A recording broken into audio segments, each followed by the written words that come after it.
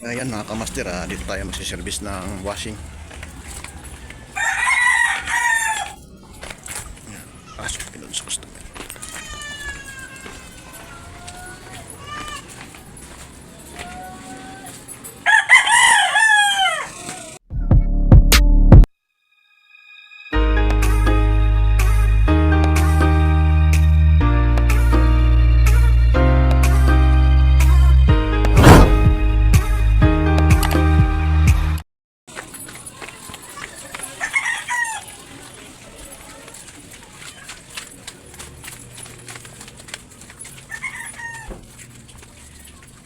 Yan pala yung kasama natin.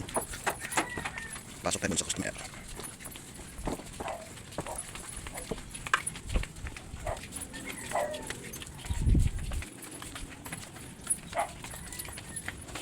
Ayan mga kamaster, nakarating na tayo sa bahay ng ating customer. Ayan si ma'am. So nandito yung nandito daw banda yung washing ni ma'am. So nandyan o. So natauban daw to na hanggang doon. Yan, i-check natin yan. So ito yung ano niya, bagong bago pa daw to. Natauban ng tubig. So sinaksak, so siguro na sira yung motor. Mga kamaster, saksak na ating kasama. So ayan, iwan natin. So ayan o, hindi umandar o hindi umiikot. Para i-check natin.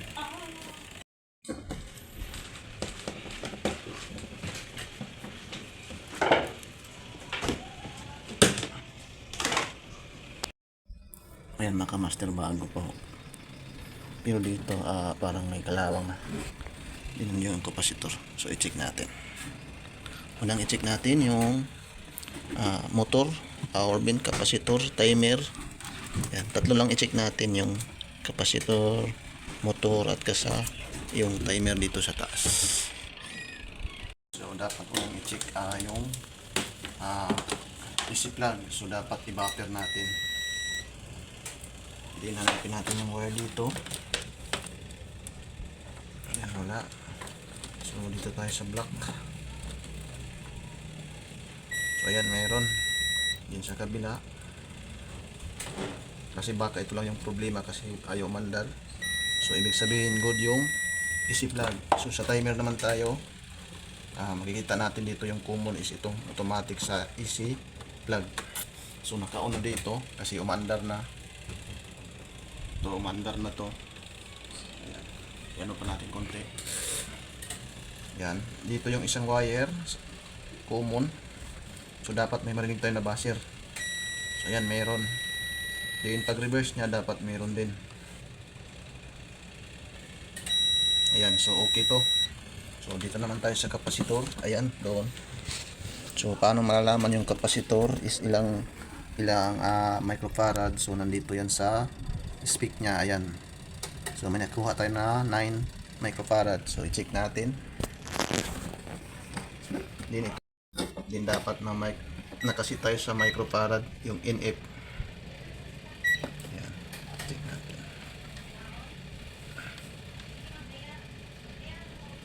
So ayan, may nakuha tayo na 9 microfarad. So good lang siya. So dito tayo sa motor. So ayan. So bali ito yung common galing sa AC plug. So naka-resistance tayo. Ayan. Dapat may makuha natin, sabihin natin 50. So ayan ho. 17 million na. Hindi na k ohms. Yan, abnormal na siya ho. Din dito. Ganun din, million na. Din pag 50 dito, 50. So ibig sabihin pag dito dapat 100 example. So ayan, may nakuha tayo na 1 million. So ibig sabihin sira na yung motor. So ang gagawin natin, so bibili muna tayo sa shop ng ng motor at balikan lang natin to. Mga kamaster, so dito naka-palit na tayo ng motor. So yung speed niya dito, ayan o. So bali mas malakas to umikot kaysa doon kasi yung capacitor niya doon is 9UF is dito is 10 microfarad. So i-check na natin. So kung makikita natin yung common, itong kulay blue. Tapos itong dalawang wire sa kapasitor, yung red at sa yellow. So balatan lang natin.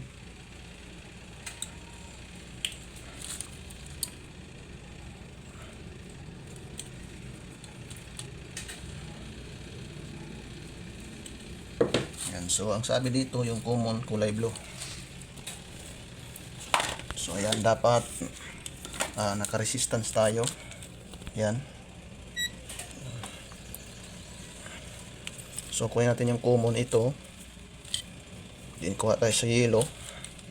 So ayan o, may nakuha tayo na 50. Yan, 50 point something. So dito rin sa pula. So may nakuha tayo na 50. Then tanggalin natin yung sa common. Dito natin sa kabila, sa yellow, dapat may makuha tayo na 100. Ayan, so ibig sabihin good yung ating binili na motor. So ilagay na natin to doon. So ayan, so bago natin buksan, nandito yung mga screw. 4 to hanggang dito sa baba. So bago magbukas, so tatanggalin nyo dito yung drain. Yan, para makuha nyo yung ano, kasi pag hindi ito matanggal. Yan. Tanggalin nyo yung belt. Paano ba magtanggal ng belt? Ganun mo lang yan. Tapos ikutin mo lang.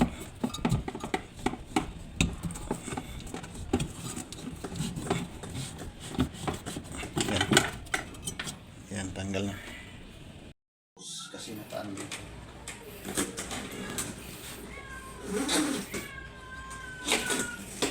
Yan, makita yung rito may basa pa. Yan o. Tubig o. Okay, boss. Milyo dito. Then ito rin tatanggalin natin to.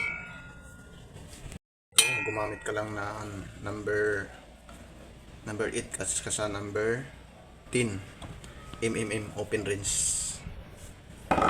Kasi ganyanin mo lang yan.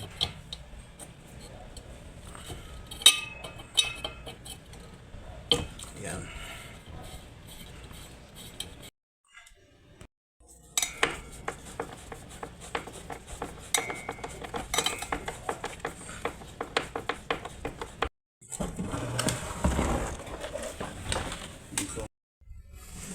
Dapat yung isa nandito, tapos yung isa doon ng stars.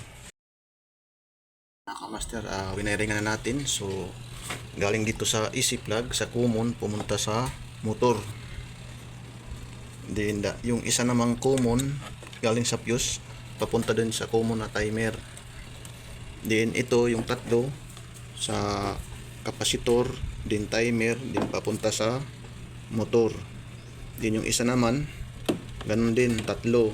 Yung isa sa timer, yung isa sa kapasitor, yung isa sa motor. So nagpalit rin tayo ng 10 microfarad na kapasitor kasi yun yung value na nakalagay dito sa bago. So isaksak na natin kung gagana ba. Ayan natin. Yan, bago natin isalpak, i-try muna natin to kasi baka may problema, magbaklas na naman tayo.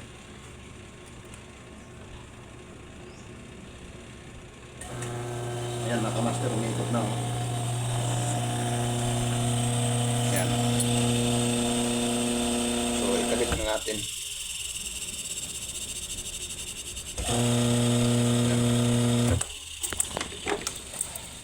Ayan mga kawasing, tapos na natin na ilagay pa. Dapat pag ano yung motor, i-label mo rin yung belt para matagal manipis. So, ayan.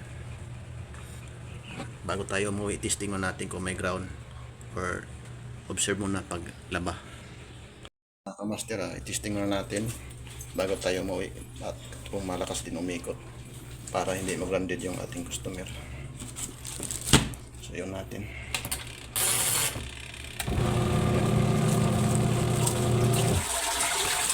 Ayan, nakamaster. Ito ang lakas ng ikot ng master. Then, lagyan natin ng bata grounded. So, try natin. So, ibig sabihin walang grounded kasi hindi pumupula. Ayan. So, pwede natin ito hawakan. Ayan. So, hanggang dito lang yung video. Peace out mga kamusta.